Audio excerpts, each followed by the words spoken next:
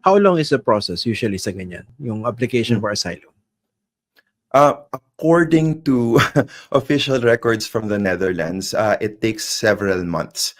Pero ito depende kung ano mangyari sa initial, second interview rather. Kasi after nung second substantive interview, nung nilayout nga natin yung proceedings, ang decision kasi ay pwedeng ma-approve, tas makakakuha siya ng residency permit for 5 years, allowed to live, work, etc.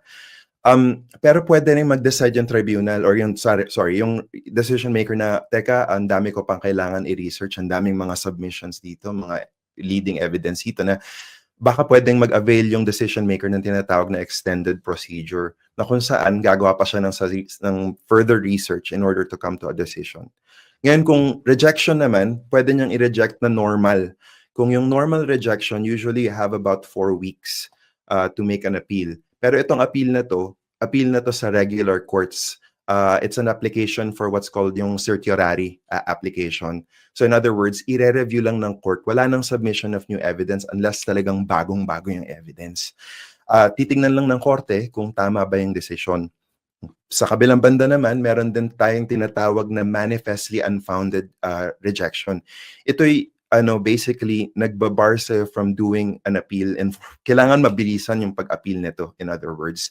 Usually based ito sa mga fraudulent claims na gumamit sila ng fake documents or they're applying from a safe country. Of course, there are limited exceptions. Gaya nga nasabi ko, halimbawa, galing ka sa safe country pero tina-target ang LGBTs, for example. Or another thing, dito tayo babalik. Sa Netherlands ba ang unang pasok niya sa European Union? Kasi galing siya ng UAE, di ba? At galing din Why siya does it matter? Kasi ang Netherlands, part ng European Union, at sinusundan nila yung Dublin Regulations. Ano ba yung Dublin Regulation? Basically, kung ikay pumasok sa isang bansa at pwede kang mag-avail ng asylum or refugee protection from that country first, when you fled your country, ay doon ka dapat nag-apply. So ang question neto, isa pa, subsidiary to that, yung general principles ng convention, kung ikaw naman nag-travel through a safe third country, coming in from your country of persecution, allegedly, dapat, under convention rules, doon ka nag-apply ng asylum. So, balikan natin, saan ba siya galing before dumating siya ng Netherlands? Di natin alam kung saan siya nag-transit. Baka naman dumaan siya ng Milan, diba? Which is part of the European Union. And even further, galing siya ng United Arab Emirates. I don't know anything about the refugee and asylum regimes of UAE, but in theory kasi, pwede rin naman siyang kumuha ng protection from another state on the way to Europe or on the way to the Netherlands. So on that basis, pwedeng maging manifestly unfounded rejection yung kanyang proseso. Tama ba naisip kong dahilan? Kasi kung ikaw yung ina-applyan ng asylum, kung talaga nanganganib yung buhay mo, dapat sa very first opportunity, nag-apply ka na. Yun ang prinsipyo na logic. Yun ang prinsipyo, exactly. Yun yung prinsipyo na nakasaad nga sa convention. Okay. Kung sakaling ma-reject, automatically deported siya pabalik ng Pilipinas?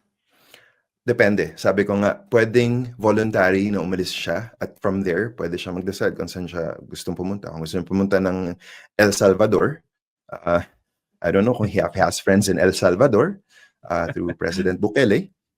Or pwede rin siyang umuwi ng Pilipinas kung gusto talaga niya. Kaso nga lang, ihina yung case niya. Or pwede siyang bumalik ng UAE kung meron siyang valid ways of re-entering the UAE.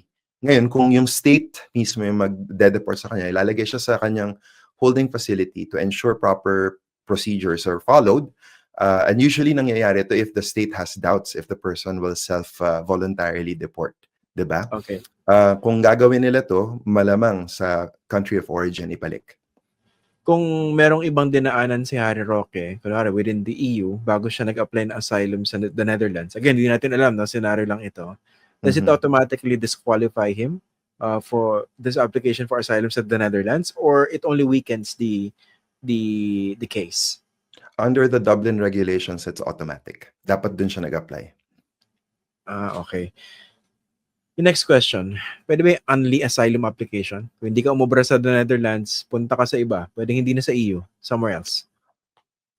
In theory, if he has a country na willing mag-take sa kanya, again, you have to classify countries, convention, non-convention. And the non-convention ones don't necessarily have to follow the principles set out in the 1951 treaty and the 70s protocol. So halimbawa nga, may bansa na hindi naman parte ng convention, like let's say Malaysia, pwede niyang gawin kung tatanggapin siya ng Malaysia. Or pwede rin siya mag-intay na mag-ihip ng hangin. Kunwari, makabalik ang mga Duterte sa kapangyarihan. Right. So, ito yung actually kanina iniisip ko on the way back to my desk. Sabi ko, siguro ang pinaka strategy dito is to delay and delay and delay. So he could hope for an extended procedure until such a time that the climate changes and then pwedeng bumalik. Kasi kung based on substantive claims, gaya ng sabi ko dun sa article ko, I was blunt. Malabo malabo talaga. Kasi kung titignan yung konteksto kung saan nanggagaling yung kanyang claim versus dun sa mga previous pronouncements niya, versus dun sa yung proven na public pronouncements niya against a human rights defender like Senator De Lima. Medyo problematic yung kanyang footing. Yun nga Siya yung actually persecutor ng mga panahon na yun. So panagbago na ihip ng hangin ng politika, kunwari makabalik yung mga Duterte, edi from victim, siya na naman yung persecutor.